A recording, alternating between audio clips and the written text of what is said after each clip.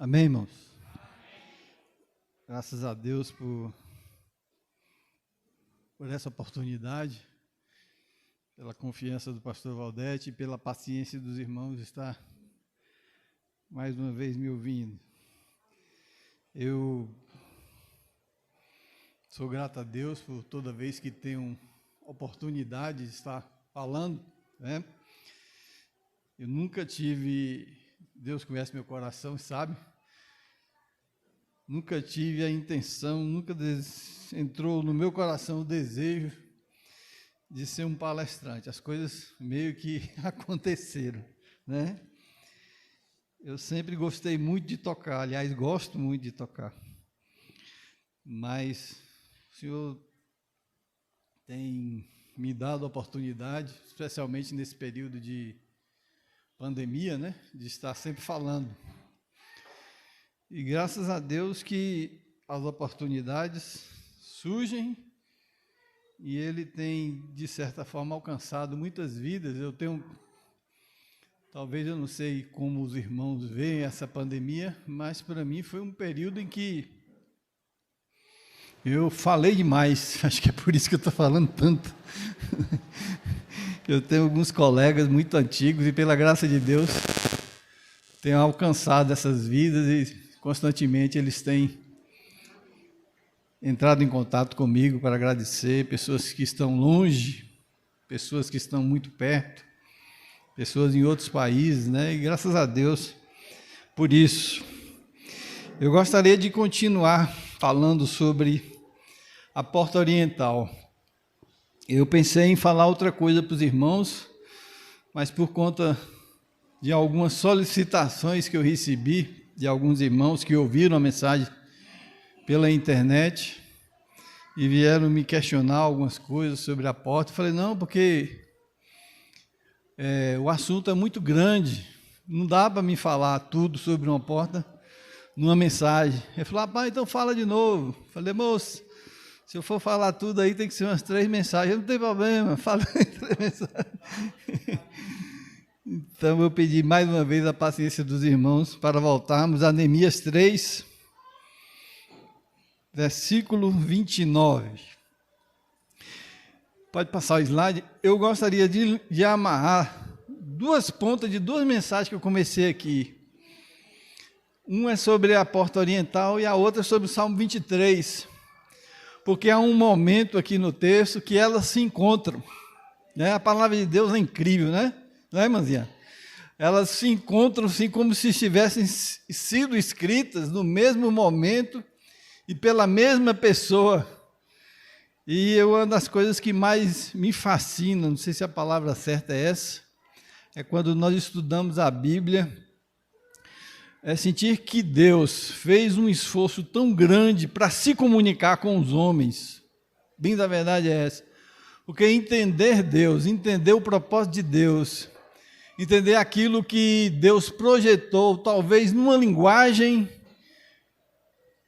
vamos dizer assim, dele nós não conseguiríamos entender. Mas Deus faz com que esta mensagem chegue a nós através de muitas pessoas, usando as circunstâncias que essas pessoas viveram, a vida que eles tiveram, suas atividades, como a atividade de um pastor, e como nós vamos ver hoje, na atividade do nosso irmão Neemias, ao reconstruir uma cidade, né, os muros de uma cidade. Então, através dessas figuras, ele transmite algo precioso, grandioso, e que precisamos, como que num ato de escavação, de mineração, vamos dizer assim, né? Alguém que cava o chão para procurar algo precioso, encontra, né? E às vezes eu me sinto assim um pouco nessa situação.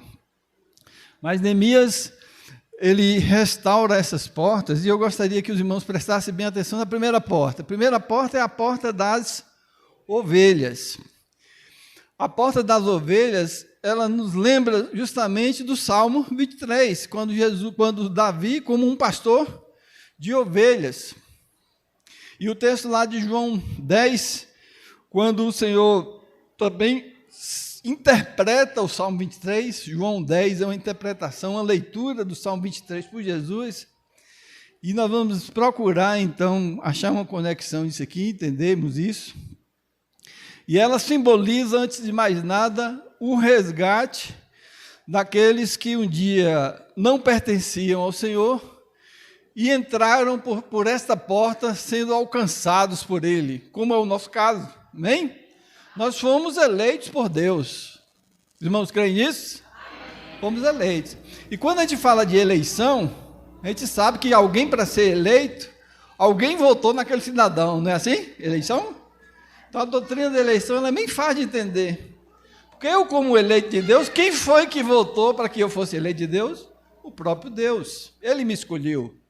É um ato de escolha de Deus, a mim e a cada um de nós aqui, eu pelo menos entendo assim, né? Pela nossa condição, pela nossa, vamos dizer assim, nosso estado de pecado, de distanciamento, de estarmos no mundo, conforme a irmã Kátia estava falando hoje. Deus salva quem quer, a hora que quer, do jeito que Ele quer.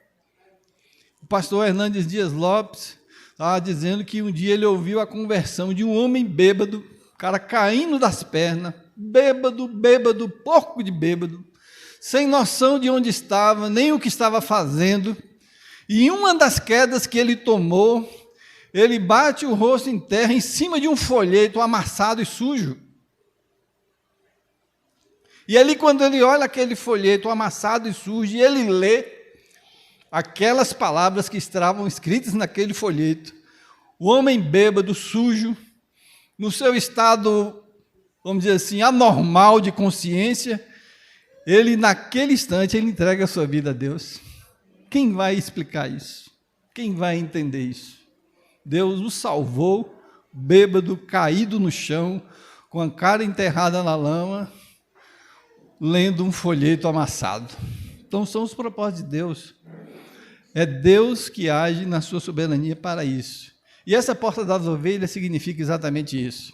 A porta das ovelhas é onde as ovelhas entravam para serem sacrificadas ao templo e ali serem dedicadas ao Senhor.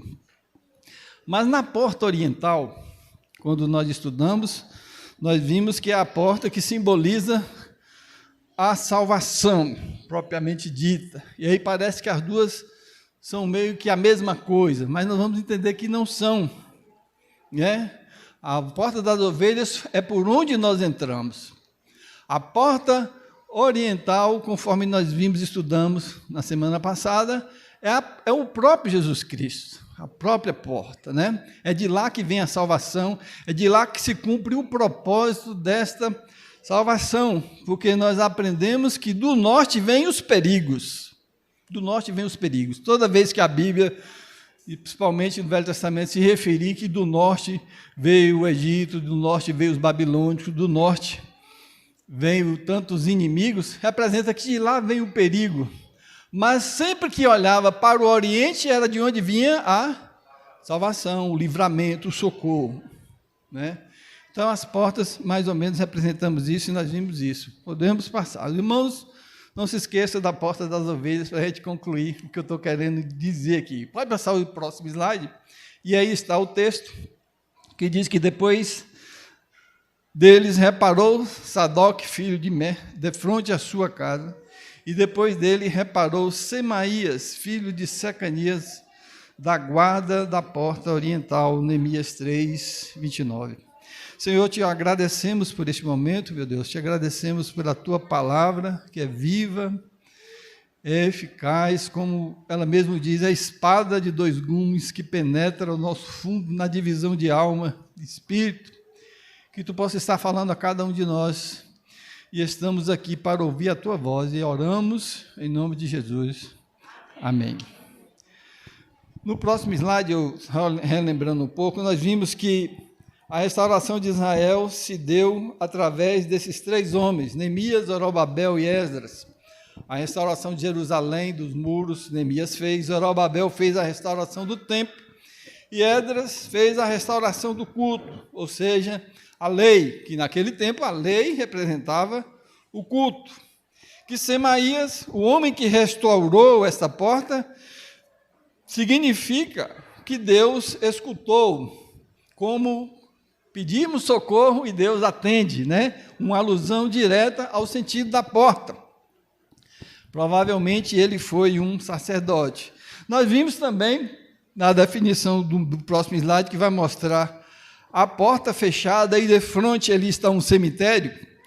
Isso aconteceu no ano de 1200, como eu disse para os irmãos, por dois homens que são, esqueci o nome aqui, a nação, eles fecharam a porta, os palestinos, né? Muçulmanos, desculpe, como é que foi assim, né? Foram os muçulmanos que conquistaram a terra prometida no tempo das cruzadas, e Saladino, que foi esse imperador muçulmano que fechou essa porta, seguido então por Sulemã I, que foi que construiu esse cemitério. Porque eles acreditavam, e a Bíblia diz, com base lá em Número 19, 16, o Redentor de Israel entraria por essa porta para livrar o povo de Israel. Então, como a Bíblia diz lá em Números 19, 16, que ele não pisaria, não pisa, é proibido para o sacerdote judeu pisar em solo aonde tem gente enterrada por contaminação, então eles falaram, vamos botar o cemitério, porque por aqui ele não passa, nem que alguém abra essa porta, ele não passa. A foto não está aí, eu ia até trazer para os irmãos, mas do lado desse cemitério tem outro. E esse é um cemitério de judeus.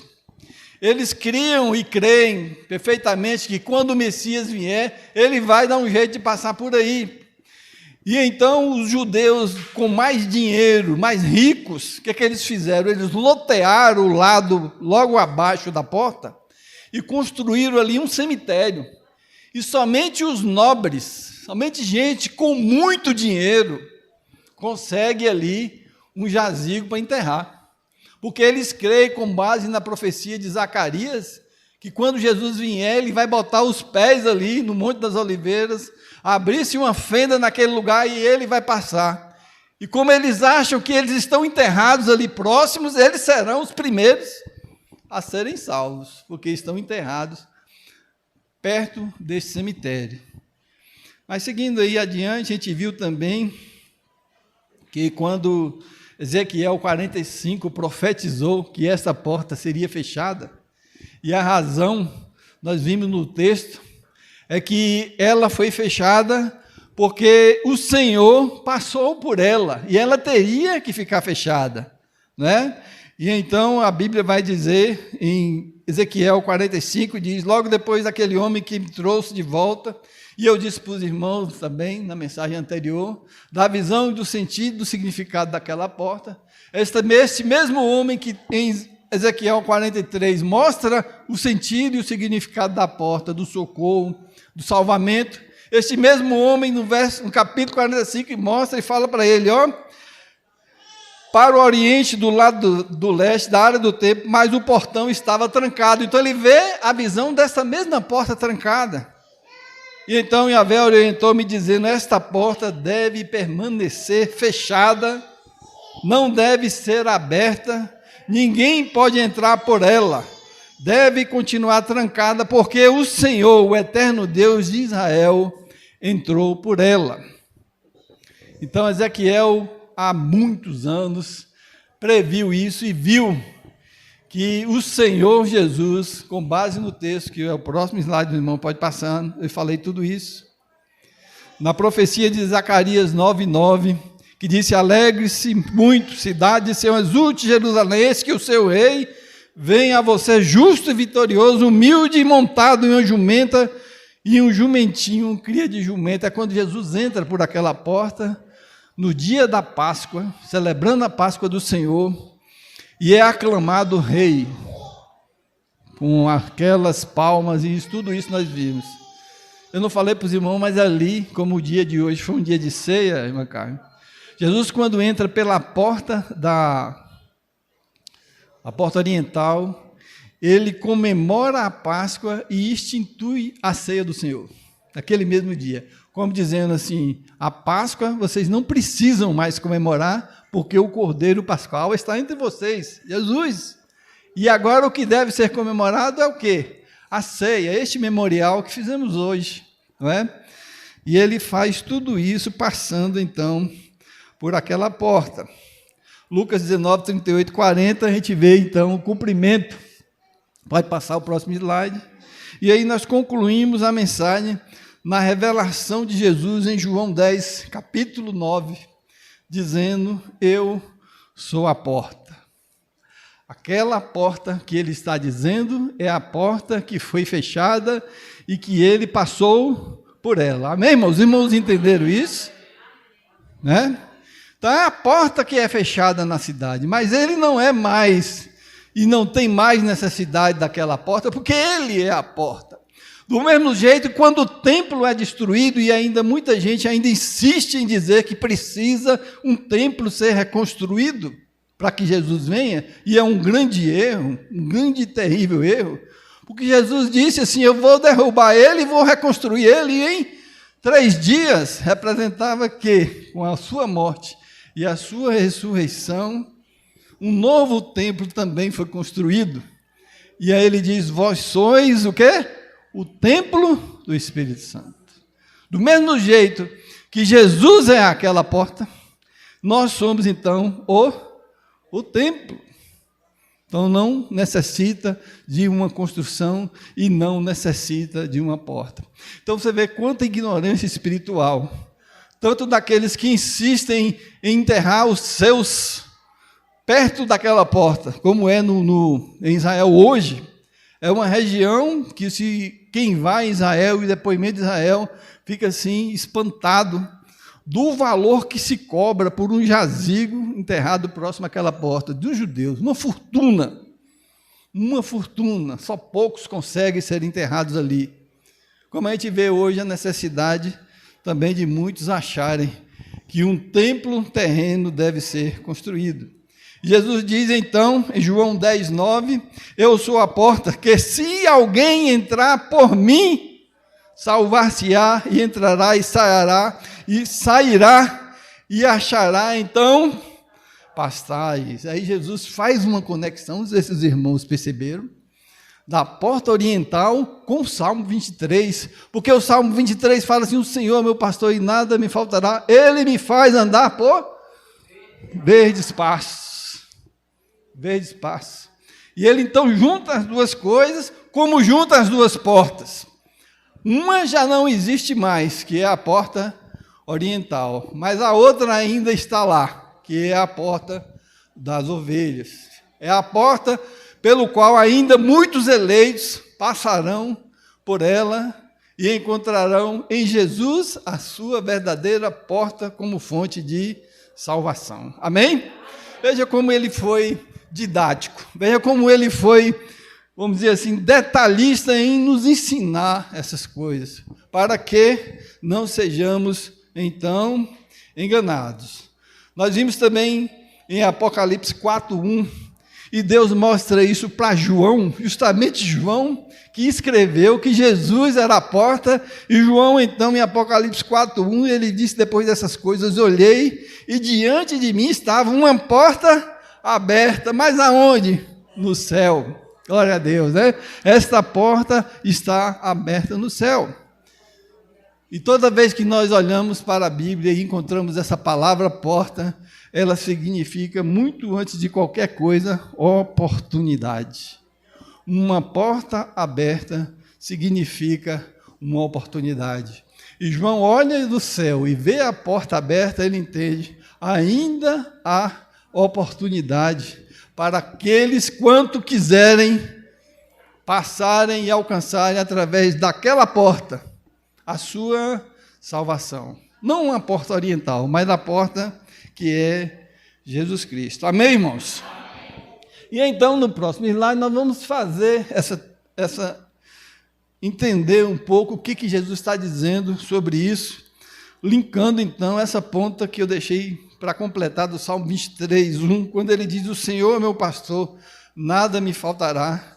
E Jesus, em João 10, verso 11, ele declara, eu sou o bom pastor. Ou então ele está dizendo, eu sou aquele pelo qual Davi disse, Aquele que Davi disse assim, é Ele que me sustenta a ponto de eu não sentir falta de nada. É Ele que eu olho para Ele, e quando eu tenho Ele na minha vida, eu não vou sentir necessidade de mais nada. Ou pouco ou muito que eu tenho, isso me satisfaz, conforme a tradução que eu disse para os irmãos, que o Senhor é o meu pastor e isto me basta. Isto me basta. Não preciso ter mais nada do que além disso. Mas em João 10, verso de 1 a 2, eu convido os irmãos para abrir a sua Bíblia em João 10. Ele vai dizer então que a entrada, ele é esse pastor, e ele aponta alguns motivos que caracterizam ele como esse pastor, o qual Davi disse lá no Salmo 23, e conforme nós entendemos ser esta porta de Neemias, essa oriental, com a conexão com a porta das ovelhas, é meio complicado, né? Mas ele tenta explicar isso para a gente de forma muito clara. Então ele diz, eu sou o bom pastor, porque primeiro eu entro pela porta. Aí você fala assim, João 10, de 1 a 2. Vamos botar aí na frente, o que é que ele vai dizer? Eu lhes asseguro que aquele que não entra no aprisco das ovelhas pela porta, mas sobe por outro lugar, é ladrão e assaltante. Aquele que entra pela porta é o pastor de ovelhas. Então ele vai dizer de novo, vamos ver se a gente entende. João 10, 1 e 2, eu lhes asseguro que aquele que não entra no aprisco das ovelhas pela porta, mas sobre outro lugar, é ladrão e assaltante. Aquele que entra pela porta é o pastor das ovelhas. Aí você vai dizer, mas ele não disse que ele é a porta, por que ele tem que entrar pela porta? Ficou confuso, não foi, irmã Carmen? Ou ele é a porta, por que ele tem que entrar, então, pela porta? De que porta, afinal de contas, nós estamos falando? Quando eu estudei esse texto, eu falei assim, aqui ficou confuso. Eu não entendi, Senhor. Como que o Senhor é aquela porta que fechou, e agora o Senhor tem a necessidade de entrar por uma porta? Aqueles que estudaram mais a Bíblia do que nós, e muitos que tiveram o privilégio de viajar até Israel, descobriram uma coisa interessante, que só quem vive lá sabe. Por isso que a gente precisa, quando lê a Bíblia, entender que ela foi escrita para esse povo, não foi para a gente. A Bíblia foi escrita para eles que viveram lá naquele tempo, sobre as circunstâncias que eles viveram. E se a gente não conseguir nos focar numa realidade para que as pessoas viveram, nós vamos parar aqui nesse versículo da Bíblia e vamos dizer assim, a Bíblia é um livro complicado. Não dá para entender. Uma hora é confuso. Aí alguns vão dizer assim, isso é mentira, está vendo como a Bíblia é mentirosa? Alguns vão dizer assim, isso é uma contradição muito grande. Como é que uma hora ele diz que é a porta e agora ele está dizendo que tem que entrar pela porta? Como é que você explicaria isso para alguém? Né? Então o detalhe é o seguinte, irmãos. Existe na Palestina, em Israel, 2 tipos de aprisco, onde se guarda ovelhas. Olha que coisa interessante. Existe um aprisco que é chamado um lugar onde todas as ovelhas vão. Se a irmã Carmen, se a irmãzinha, se o pastor Valdete fosse dono e dono de ovelha, e o irmão João fosse dono de ovelha, no inverno levaria as ovelhas todas para lá. É como se fosse um curralzão, bem grande. E aí todo mundo que tem ovelha no inverno leva todas as suas ovelhas para aquele lugar. E naquele lugar, então, tem um porteiro que guarda a entrada da porta das ovelhas.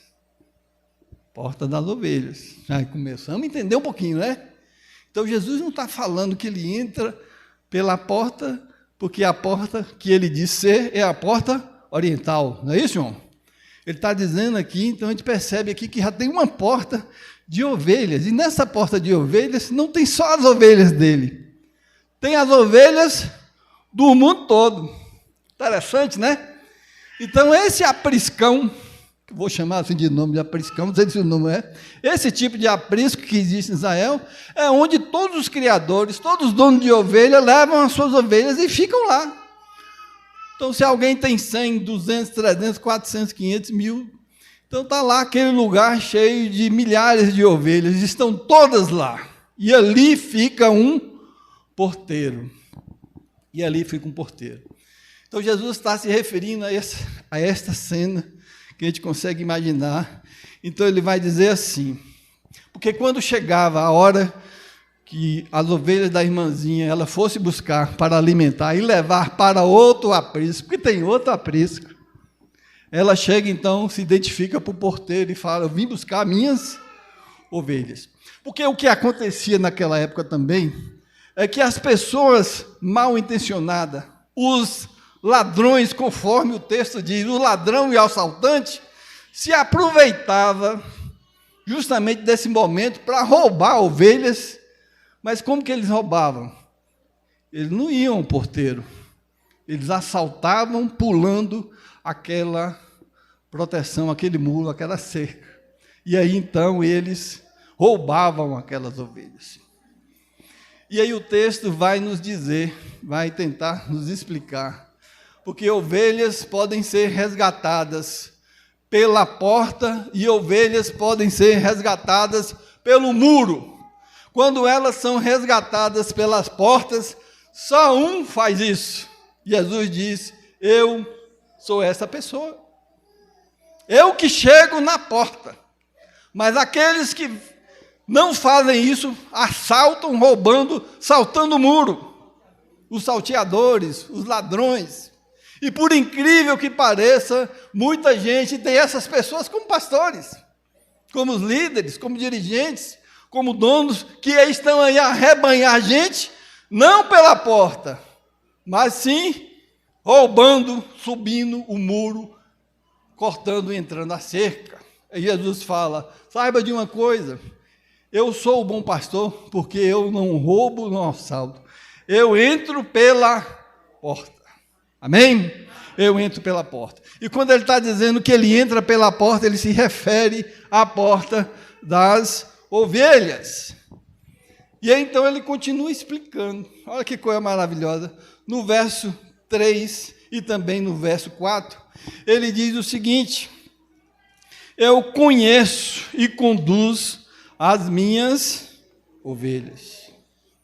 Eu conheço e conduzo as minhas ovelhas. O que é interessante na cultura de uma criação de ovelha é que quando a gente estuda sobre ovelha, a gente aprende que ovelha é um animal frágil, indefeso, um animal que facilmente pode ser morto, pode ser roubado. Até para ser roubado, ela é roubada de forma, vamos dizer assim, ingênua, fácil de enganar, fácil de seduzir, fácil de ser conduzida, muito fácil. Como diz a música, extremamente fácil. Hein? Isso é enganada. E um dos grandes problemas da ovelha é que ela é míope, sabia disso? Ovelha enxerga mal. Ovelha não consegue identificar as cores. Ela vê o preto, o vermelho, o azul, ela está vendo simplesmente a mesma cor. Ovelha não tem discernimento. Curioso, né? Ovelha não tem discernimento, ovelha é um animal extremamente fácil. E então o verso 3 e 4, o próximo slide vai dizer o seguinte, está embolado ali, né? Então vai dizer assim: o porteiro abre a porta. Ele chega, se identifica: eu sou o bom pastor, o porteiro. O porteiro abre a porta, ou seja, a oportunidade chega. A oportunidade chega, porque uma porta aberta é uma oportunidade. E ele chega à porta, ele não entra, ele se apresenta na porta e ele faz o quê? Chama as ovelhas. Olha que coisa interessante. Que coisa interessante. Ovelha enxerga mal. Ovelha não vê que ali está o pastor. Não. Então o texto vai dizer: o porteiro abre a porta e as ovelhas ouvem a sua voz. Elas escutam muito bem. Elas enxergam mal, mas escutam muito bem. Então, às vezes, isso é muito importante, a gente aprender uma grande lição aqui. Não se engane com o que você vê, porque você enxerga mal. Eu enxergo mal. Muitas vezes somos enganados porque estamos focados apenas na aparência. É bonito, é alto, é grande. Mas isso é só aparência. Isso é só algo que os nossos olhos enxergam, mas nós enxergamos mal, não conseguimos ver além da aparência. Então ele dá a dica, dá o ponto de discernimento. Então ele diz: as ovelhas ouvem a sua voz. Ele chama as ovelhas pelo nome e as leva para fora. Percebam, elas levam para fora. João 10,14 vai dizer: eu sou o bom pastor, conheço as ovelhas e elas me conhecem. Por que que as ovelhas conhecem? É porque elas conseguem enxergar a figura do pastor? Não, não. Elas conhecem o pastor porque escutam e percebem a voz do pastor. Mais importante do que ver e perceber, é importante discernir por aquilo que ouvimos. Por isso que a Bíblia diz que a fé vem pelo ouvir, e ouvir a palavra de Deus. Então ele fala isso, percebam isso. Lá em Apocalipse 2, verso 17, texto muito interessante. A Bíblia diz que aquele que tem ouvidos ouça, olha bem, aquele que tem ouvidos ouça, o Espírito diz à igreja, falando à igreja de Pérgamo. Ele diz: ao vencedor darei o maná escondido, também darei uma pedra branca, com um novo nome, nela escrito, conhecido apenas por aquele que o recebe. Porque há um mistério nesse nome, quando o pastor chama a ovelha pelo nome. Somente o pastor sabe o nome da ovelha, e somente a ovelha sabe que é o pastor que está chamando. Interessante, curioso, é um mistério que Deus revela aos seus.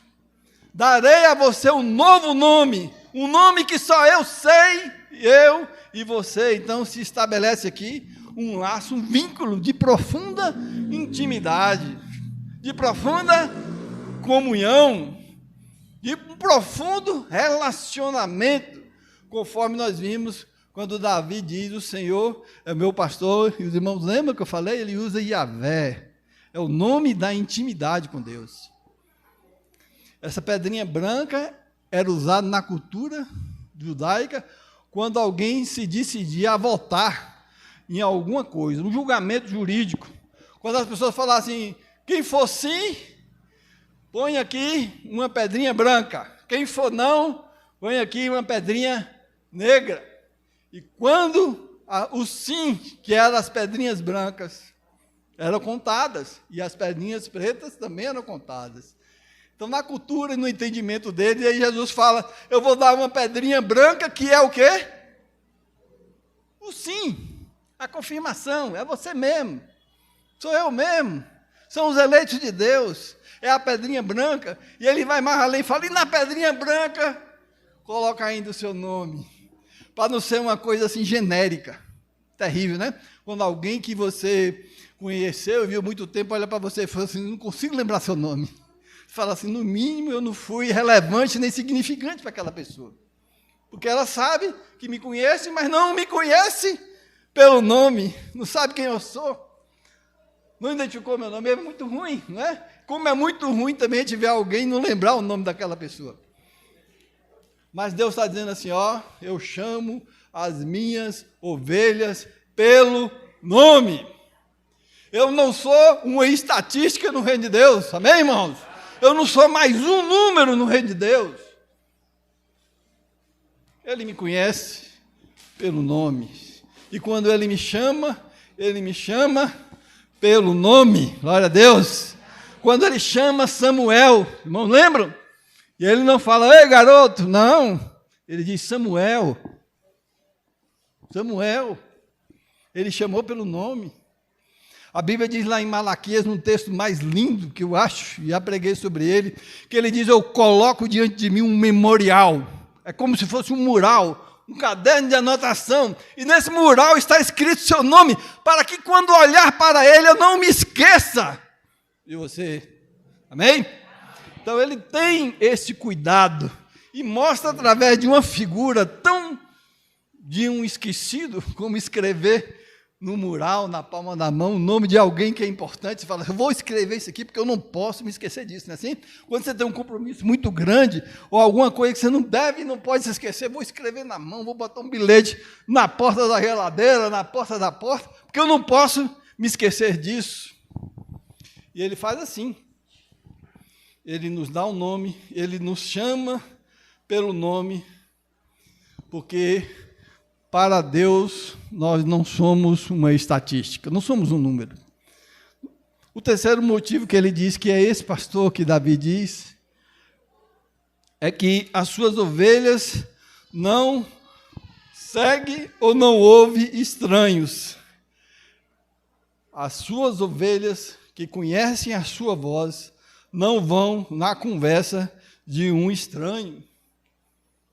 As ovelhas do Senhor não engolem qualquer discurso, não engolem qualquer conversa, não vai na onda de qualquer um, porque se distingue a sua voz. João 10, versos 5 e 8, vai explicar isso melhor para ele quando ele diz, mas nunca seguirão um estranho. Olha que coisa gloriosa, elas conhecem o meu nome, mas não vão atrás de qualquer conversa, não é qualquer oportunista, não é qualquer conversador, não é qualquer palavra bonita, que quantas pessoas são enganadas por conversas bonitas. Não. Na verdade, o que elas fazem? Elas fugirão dele, porque não reconhecem voz de estranho. Amém, irmãos? Precisamos estar atentos à voz do Senhor, para não sermos enganados, ludibriados, envolvidos em qualquer conversa. E o verso 8 diz, todos os que vierem antes de mim eram ladrões e assaltantes. Vem muita gente se dizendo Deus, como muita gente vem falando em nome de Deus e dizendo que é de Deus, não é isso? Muitos estão aí a enganar, muitos aí estão a pregar um evangelho equivocado, errado, requintado de muita beleza, de muita eloquência, mas fascinante exatamente, com facilidade, com coisas, prometendo aquilo que ele não prometeu. Mas aí o texto diz, mas as ovelhas não os ouvirão, por mais bonito que seja o discurso. O quarto motivo que ele dá é que ele é aquele pastor e está entrando por aquela porta, que é a porta daquele aprisco grande, onde existem muitas ovelhas de muita gente, mas ele vai chamar lá todas as ovelhas? Não. Ele chama as suas ovelhas. E por que ele chama as suas ovelhas? Porque as suas ovelhas o conhecem. As suas ovelhas escutam o quê? A sua voz. Sabem que é ele. Vão atrás porque confiam no que ele diz. E aí o texto vai dizer, ele dedicou a sua vida pelas ovelhas. João 10, 11 vai dizer, eu sou o bom pastor, porque dou a vida pelas ovelhas. Amém? Havia naquele tempo, talvez hoje ainda existe, um pastor quando tinha muitas ovelhas, ele contratava um funcionário, que a Bíblia vai chamar de mercenário. Ou seja, aquele homem que está ali para ajudar e está a serviço do pastor. Ele não é o pastor, ele é um funcionário do pastor, ele é o ajudante do pastor, ele é pago para ajudar o pastor. Mas acontecia uma coisa curiosa, e antes do perigo, e o texto vai dizer isso, quando o pastor estava lá a cuidar das suas ovelhas, e que apareciam os lobos, as ameaças, as feras do campo vinham, ou mesmo ladrões para roubar, aquelas ovelhas, sabe o que acontecia com o funcionário? Ele fugia, ele dava no pé, e ele pensava assim, eu estou aqui sendo pago, sou assalariado aqui para ajudar o pastor, eu não sou pago aqui para enfrentar ladrão não, eu não sou pago aqui para enfrentar o lobo não, eu não sou pago aqui para expor a minha vida a nenhum tipo de perigo. Então ele corria. Falou, se quiser levar, leve. Problema do pastor, eu não tenho nada com isso. Então muitos achavam que aquele mercenário, que temos hoje muitos mercenários da fé também, né? Aqueles mercenários que se diziam cuidadores, e nessa pandemia eu estava conversando com um rapaz lá no trabalho, ele falou, rapaz, o negócio está feio, porque tem muito pastor aí abandonando e fechando a igreja. Eu falei, mercenário. Na verdade, é mercenário. Porque diante do perigo, diante da situação, o que eles fazem? Fogem. A igreja não estava tendo mais renda para sustentar a vida dele. Mercenário. Estava ali pelo dinheiro. Estava ali para sustentar seus interesses e suas circunstâncias. Enquanto tinha, beleza. Mas faltou o dinheiro, faltou o cuidado, faltou aquilo que ele achava. O que ele fez? Deu no pé. Mas a Bíblia diz que ele é o bom pastor, porque ele enfrenta o perigo, ele dá a sua vida, ele se entrega, ele fica na frente do lobo. Glória a Deus. Temos um pastor como Jesus Cristo, que foi ao Calvário e entregou a sua vida pela nossa redenção. Não tem nada que eu faça, o que eu consiga fazer, conforme Coríntios diz, ainda que eu dê o meu corpo para ser queimado. Não é assim que o texto fala? Eu posso até dar meu corpo para ser queimado, mas isso não tem valor nenhum. Não tem nada que eu possa fazer para agradecer e merecer o que Jesus Cristo fez por nós. Amém, irmãos? Jeremias 23:1 diz, ai dos pastores que destroem e dispersam as ovelhas do meu pasto. Sabe o que está acontecendo? A Bíblia diz, ai deles que se transvestiram de pastores e diziam ser homens de Deus e que estão justamente dispersando, destruindo ovelhas, diz o Senhor. E acabando, né, pastor Valdete? Ele é esse bom pastor, porque ele nunca abandona as suas ovelhas. Amém. João 10, 12, 13 vai dizer, conforme nós lemos, o assalariado não é pastor, a quem as ovelhas pertencem. Se quando vem o lobo, abandona as ovelhas, foge, então o lobo ataca o rebanho e o dispersa. Ele foge porque é assalariado e não se importa com as ovelhas. Em 1 Samuel 17, 28, nós entendemos quando Davi vai para a guerra e o seu irmão Eliabe fala com ele. Então ele diz, quando Eliabe e o irmão mais velho ouve Davi falando com os soldados, ficou muito irritado com ele, perguntou, por que você veio até aqui? Com quem deixou aquelas poucas ovelhas no deserto? Sei que você é presunçoso, seu coração é mau, esse texto nós lemos, né? E veio só para ver a batalha. E quando lemos o Salmo 23, o verso 2, e conforme lemos, quando o pastor chega na porta daquele apriscão, vamos dizer assim, e fala assim, minhas ovelhas, por favor, me sigam, eles levam para um outro aprisco. Olha que coisa, porque existe dois apriscos, irmãzinha, existe dois apriscos. O primeiro aprisco é essa da porta da ovelha. Ele chega na porta, o cara abre a porta e fala, minhas ovelhas, por favor, estou aqui, me sigam. E ele simplesmente vira as costas e sai andando. Ele não vai lá dentro e fala, vem cá, pega pelo pescoço. Ele sai andando. E as suas ovelhas, diz a Bíblia, o seguem. E quando ele chega lá no deserto, onde está o aprisco, a Bíblia vai dizer que nesse aprisco ele é a porta. Amém? Ele é a porta nesse outro aprisco, porque ele tira do apriscão, daquele curral grande de ovelha, leva para o seu aprisco, e no seu aprisco ele é a porta. Essa porta que João vê aberta nos céus. E a passagem, a entrada é Ele. É a porta oriental. Ele é a porta. E a Bíblia diz que em verdes pastagens me faz repousar e me conduz a águas tranquilas. Quem já foi em Israel e visitou a Judéia, e esse lugar onde Davi criava as ovelhas, a primeira pergunta que se faz quando chega lá é o seguinte: o que esse povo vive? Do que esse povo se alimenta? Porque não tem nada. Não tem nada. No deserto da Judéia só tem pedra. Só tem pedra. Não tem alimento, não tem um talo de capim verde. Não tem nada lá. E aí quando Eliabe fala para Davi: por que você não foi lá para o deserto com suas ovelhas? Lá não tem nada. E as pessoas ficam se perguntando: como se cria ovelha no deserto? É difícil, é complicado. Alguns vão dizer: é impossível se criar ovelha no deserto.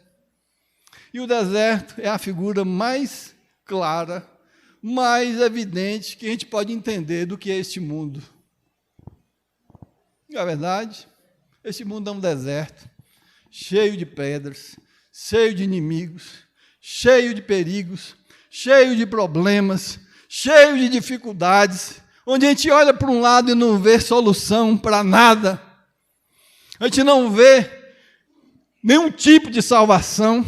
É para lá que o bom pastor leva as ovelhas.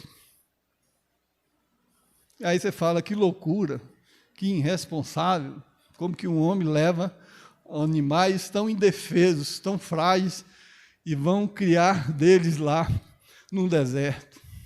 Poderíamos então fazer a mesma pergunta em circunstâncias que muitas vezes nós vivemos. Nós estávamos conversando essa semana sobre a vida de uma pessoa que está passando por tanta luta, tanto sofrimento, tanto problema. Como que alguém consegue suportar e viver com tanta dificuldade e tanto problema? E aí então a gente precisa entender, irmãos, eu, você, todos nós, que é no deserto que o Senhor vai nos alimentar. Amém? É no deserto que Ele vai nos levar a águas tranquilas. Mas você vai dizer assim: como que Ele vai fazer isso? Eu não sei. Eu não sei. Como eu não sei, como as pessoas que foram à Judéia, naquele deserto, se perguntavam: como que é que se cria ovelha aqui? Ninguém sabe. Mas precisamos confiar na palavra daquele que nos chamou pelo nome. Bom, não é? Graças a Deus, Ele nos chamou pelo nome, nos tirou daquele apriscão, daquele curral, daquele lugar cheio de outras ovelhas, falou: vem cá, você me pertence, você é meu, me siga. E nós damos então esse passo de fé, e vamos seguir este pastor.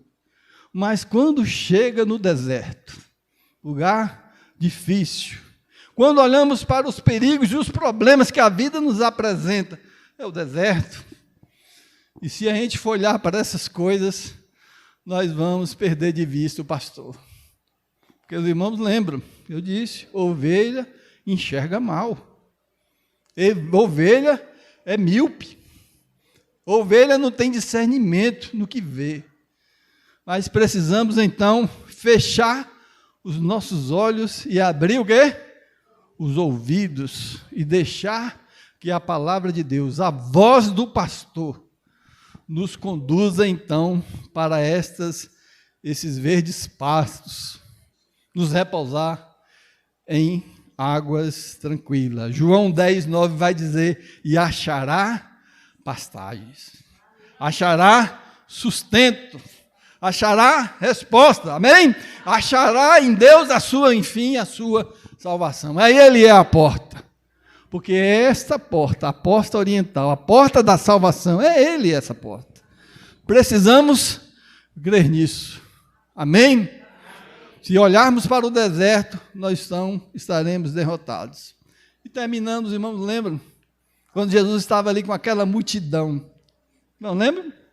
Jesus no meio da multidão, e os discípulos falaram assim um para os outros: ó, já está tarde, essa multidão está aí, A gente não tem alimento para dar para esse povo todo. O lugar aqui é o quê? Deserto. Não tem, portanto, alimento nenhum. Ora, os discípulos, não eram os incrédulos, eram os discípulos. E aí eles falam para Jesus, Jesus, é o seguinte, eu sei que o Senhor é o mestre. A gente faz isso com Deus, já percebeu isso? A gente chega para Deus e fala, Senhor, eu sei que o Senhor é Deus, o Senhor é capaz de todas as coisas, mas... Não é assim? Aí ele falou, eu sei que o Senhor é o mestre, mas é o seguinte, não tem comida para todo mundo, e o lugar mais perto para a gente buscar alimento aqui fica muito longe, não dá tempo. E a gente também não tem dinheiro para bancar essa boca livre. Talvez alguns dos irmãos lá da igreja falaram assim, não, palavras sábias, não é verdade? Palavras sábias, o irmão foi usado por Deus para dizer essas coisas. Não é assim? Se eu fosse membro daquela igreja, eu era o primeiro a levantar. Tá certo, Senhor, manda esse povo embora. Manda esse povo embora, porque o caixa está vazio, não tem comida. Melhor coisa a fazer, eu sei que o Senhor é Deus, não é assim? Eu sei que o Senhor pode todas as coisas, mas manda esse povo embora, porque o negócio está feio, vai pegar mal. O que é que vão dizer do Senhor? O Senhor é um mestre que tem uma reputação a zelar. Os fariseus vão chegar no outro dia e vai dizer assim, o irresponsável do Jesus levou 5.000 pessoas para um lugar lá, chegou lá, largou todo mundo com fome. Não é assim que as coisas funcionam? Pois é. Jesus virou para ele e falou assim, o que vocês têm? Resolvam vocês o problema. Eu garanto o que eu digo. E vocês garantem honrar e acreditar no que eu digo? Isso é uma verdade para nossas vidas, irmãos. Nós que somos crentes há tantos anos, que dizemos servir a Deus há tantos anos, até uma fé inabalável no Senhor, muitas vezes, diante de uma situação dessa, nós queremos também recuar. Então o pastor diz, eu pego as minhas ovelhas, elas me seguem, elas ouvem a minha voz, elas sabem que eu dou a minha vida por elas. Já dei provas disso, não é verdade? Quantas vezes cada irmão aqui pode dizer de dificuldades e problemas que enfrentou na vida e que só foi Deus, a mão de Deus que veio ali e lhe segurou? Quantas vezes ele fez isso? Muitas vezes. Fez na minha vida, eu creio que fez na vida de muitos irmãos. E faz. Então ele diz, eu não vou fugir, eu vou te proteger. Eu sou, como diz a Bíblia, o seu Deus. Eu te conheço, eu sei o seu nome, eu conheço todas as suas necessidades. A Bíblia diz que Deus sabe daquilo que eu preciso, mesmo antes de pedir. Ele sabe do que eu preciso, mesmo antes de eu pedir, ele já sabe. Então, ele me leva a partes verdejantes, ele me conduz às águas tranquilas, e lá eu acho pastagens, mesmo sendo num deserto, mesmo sendo num lugar difícil, mesmo sendo na adversidade. E ele, nesse lugar espinhoso, complicado, ali ele se apresenta às suas ovelhas como uma porta. Que coisa gloriosa, né? Eu sou aquela porta que os homens fecharam, que botaram um cemitério ali para eu não passar. Mas aqui eu trouxe vocês para o deserto, para o lugar difícil, para mostrar para vocês, para mim, para cada um de nós, para a Igreja Batista Conquistense, que agora comemora mais um ano, diante de tantas dificuldades que enfrentamos, olharmos para ele, ele diz, eu sou a porta. De mim vai sair o socorro, a salvação. O que Deus quer de nós só é uma coisa, é fé, confiança, é obedecer e crer, e simplesmente ignorar aquilo que estamos vendo. Porque terminando mesmo aqui, ovelha enxerga muito mal, né, irmã Carla? Ovelha enxerga muito mal. Quando olhamos para a situação, quando Pedro olhou andar pelo mar, o que ele conseguiu ver? As ondas. Ele não conseguiu contemplar nada, ele só contemplou o perigo. Aí Jesus segurou ele pela mão. Amém? Mesmo ele sabendo disso, ele está pronto a nos conduzir e a nos dar o socorro, e então acharemos pastagens. Que ele nos abençoe. Amém, irmãos?